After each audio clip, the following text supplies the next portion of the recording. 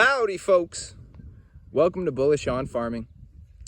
Today's May 1st and just turned the cows out to pasture. Exciting day. It's a bit earlier than we'd like to be turning out to pasture, but we're going to talk about why we did that and what the game plan is. Most of you have been keeping up recently, have been seeing our pig videos, and this is our pastured pork permanent paddock setup that the pigs occupy through the winter. And you know, they'll come in through this paddock to load in the corral system when I sort the pigs going off to the butcher monthly. And so it was quite a bit of work to put this fence up, but glad we have it. Here we are May 1st, and that's the gate that I've still yet to put on hinges. Just got some boards with electric wire. This is the field that the pigs will be grazing and foraging through all summer. So why did we move the cows out today? You know, typically I've waited till mid-May, although last year on our other farm we did turn out to May 1st because we were understocked for our acreage and we could afford to do it to touch all of our fields in a timely manner on our first lap. The reason why we've done this today is because I'm going to get the cows to completely litter this field. There's nothing special on the ground right now. You know, some areas has got 6 inches. It's a lot of the broom's hedge coming up first. A lot of the other areas is 2 to 3 inches. And you know, that's shorter than I'd like for the cows to be grazing. But I'm going to be keeping them in this particular section, which I have sectioned off with a poly braid wire. Not sure if you can see it there. We've pretty much occupied 1/3 of this field. So, you know, we're going to stay in this area for about a week and a half. And the cows are going to graze this. You know, right now it's about 3 p.m. They've been eating hay up until this point today. Now turning them out here to this fresh green with that roughage in their rumen already, I'm hoping that's going to help, you know, assimilate the fresh green fodder that they're going to be consuming today. But after today, first thing in the morning, I'm going to be rolling out bales in this section. And I'm not going to worry about the grass feeding the cows here. You know, that's just a cherry on top. I'm going to be bale grazing this section here so that the cow's going to be dropping their manure. We're going to be rolling out carbon. We're going to do a heavy fertilization on this particular section, a week and a half, slice another 1/3 of the field just down there. And we're going to do that till about the 3rd week of May when we're going to turn out the cows and graze the rest of our acres. I'm looking forward to that because I'm looking forward to having the cows here because we want to be planting behind our pigs. And for those of you who have pigs, you know what they do to the land. They've stayed in here a bit longer than I would ever let them stay in a paddock that we would have out in the field. But that's the thing about pigs. You know, if you want to do a pasture-based setup, you need a place to put them in the winter. You're gonna get harder impact than you desire. Although next winter, I imagine that we're going to actually have them foraging out here. You know, when there's snow and the ground's frozen, they could be bale grazing out here, no problem, right? I've got my fences all installed now. So the pigs are going to be in here for another 2 to 3 weeks. Well, that's not necessarily true, you know, because I'm going to be slicing this field out from that gate there, kind of like a wheel. Every single section is always going to lead back to this gate so I can bring them back for the butcher when I need to, because we send pigs monthly. So once the cows move from this 1/3 and they're over there, you know, the pigs could occupy a slice over here, no problem. And there's not going to be much above ground for the pigs to forage other than, you know, the carbon and manure. And actually, funny enough, the pigs love cow manure. It's got plenty of amino acids in it for them. But they are going to go for the roots, the grubs, all the organic matter underneath the soil. And they're going to turn it over. And then when they move on, well, right before they move on, I'm going to broadcast seed, which is going to be their feed. You know, right now, I'm going to see what I can get. But I'm thinking turnips, radish, clover, alfalfa, sunflower, and anything else that is nutrition for the pigs that's going to help me drop my feed costs on the pigs and help them do the work to feed themselves and gain weight, leveraging sunlight and rain, just like we do with our cows.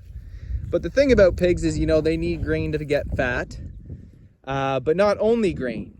I worked on a farm where we had a pretty substantial market garden, and that contributed heavily to their diet throughout the growing season. So we're really excited to do that because, you know, once the cows fertilize this section, it's pretty much we're planting with pigs. And this will be my first year actually doing that, and I'm excited about it. We've got some calves with the group. We've calved out 4, 6 yet to calve. You know, our dairy cow, who's I often forget about because she's never with the beef herd. She's calving out too sometime in May. And we have our Herefords that we originally had, and we got some Longhorns. And you might be asking, why do you have Longhorns? For those of you who don't know, the beef is different. It's a leaner beef. It's not AAA like we're used to with our Angus and Hereford cattle. But I got Longhorns first because I have an affinity for them. You know, I worked out west, and this guy had this black Angus herd, and then he had a Longhorn bull, among other bulls. It wasn't his only bull. And you know, guys, they do use a Longhorn bull to bring the birth weights down and bring in the hardy preservation qualities of the Longhorns, because they are a very hardy breed, I've heard. But for me, I am looking to have, you know, both the familiar beef that we're used to, the AAA beef, but as well as the leaner beef, because, you know, moving into the future, there's no denying that people are a fan of leaner meat. And I want to have that option. But, you know, a lot of it too is the affinity I had for the horned animal. You know, something about the Longhorns, when you see a herd, for me, it just feels good to have a few Longhorns in there.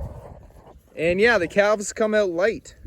I mean, this calf was probably 55 pounds. And she's probably only about, you know, 5, 6 days old. And for those of you who have been following us for quite some time, know that I had a low-line Angus bull in with the girls last year. And, you know, some people said, you don't use a low-line bull on, you know, commercial cows. You go the other way around.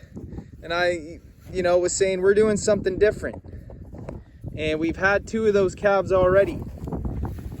One came out about 70 pounds. That was yesterday. That was a bull calf. The other one was a heifer calf, and she's over here. And she's about 2 weeks old, and she probably came out, you know, closer to 60. Somewhere between 60 and 65. Now, I want to go look at the bull calf. I thought it was over there, but it's drinking over here. And let this be a testament to anyone who wants to use a low-line bull. Why would you use a low-line bull? Well, first of all, you're going to bring down your birth weights. It's going to be easier on your girls. Second of all, you're going to be having a smaller framed beef animal coming out of the womb who's going to be extremely efficient on finishing on grass. We're 100% grass-fed diet. We don't feed our cows grain. Nothing against it. I just have enthusiasm and passion for offering the animals a forage-based lifestyle that reflects nature's design. And, you know, that means grass for ruminant animals. So this is the bull calf we had yesterday.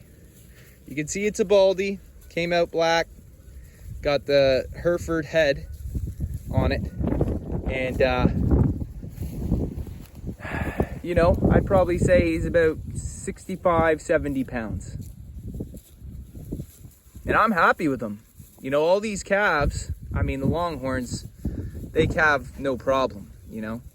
They come out bony and skinny and kind of, you know, their knees buckle in and you think, like, this animal looks frail.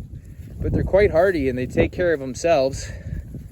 That's what the guy told me who sold me the cows, and that's what they've proven to do, the past 2 that have calved out.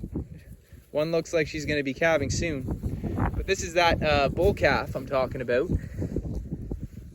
And, you know, I'm used to running black Angus, and I'm used to bigger calves. So when he came out, I did think he was smaller. But I would say that he's probably just as the same size as a small Angus calf when it comes out of a first-time heifer or maybe a younger bull.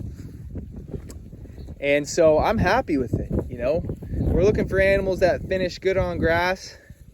You know, still 24 to 28 months for this guy to prove himself to do that. But that's the idea, and I'm excited about it. That's the heifer calf that came out. And she's about two and a half weeks old, and she's about the same size as him. So he came out fresh out of the womb, a bit bigger. But he also came out of a third or fourth time calver. She came out of a heifer. And that's her right here, actually. Beautiful heifer. And you know, I love the Herefords. I do like larger animals. If I were to go all low lines, you know, something about it just didn't feel right to me. I do like the animals being a bit bigger. However, I'm looking for the best of both worlds. Breeding a larger cow with a smaller bull. And I was a little worried he wouldn't get the job done. But the proof is in the pudding. And they all look pregnant to me. This girl right here, she's a limo. And actually I threw her in at 15 months in August, September. She's the only one that I'm questioning, but she wouldn't really calve out till later this summer anyways. So her belly wouldn't really be showing in the same way. This is our Red Angus over here, and she is just bursting. Hasn't bagged up yet. I think she's a 6 or 7 year old cow. But that low line got the job done. I mean, look at this girl. She looks like a balloon. But she's a great mom, beautiful girl, happy with it. And that calf should just slide out easy breezy, lemon squeezy. So yeah, folks, don't want to make this one too long, but now that the cows are out on pasture and, you know, the sun is shining, we'll see if I'm inspired to be making the videos. Excited about what we're doing here to plant for our pastured pork program.